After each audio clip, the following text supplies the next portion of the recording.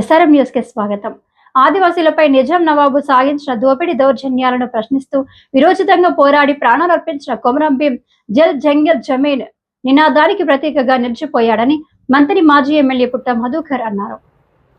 మంగళవారం మహాముత్తార మండల కేంద్రంలోని ప్రధాన కూడలిలో కొమరం భీం వర్ధంతి సందర్భంగా కొమరం భీం విగ్రహానికి పూలమాలలు వేసి నివాళులర్పించారు.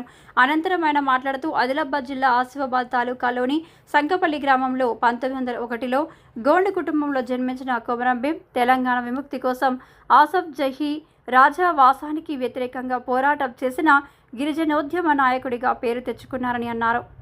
కొండ కోణంలో ప్రకృతితో సహజీవనం సాగించే ఆదివాసీ ప్రజలకు అడవిపై హక్కు సామాజిక న్యాయంలో భాగమని నినాదిస్తూ 1928 నుంచి 1940 వరకు రణబేరి మోగించిన కొమరం భీం నైజాం సర్కార్ గుండెల్లో సింహ స్వప్నమయ్యాడని, ఆయన పోరాట స్ఫూర్తి ఆదర్శమని అన్నారు.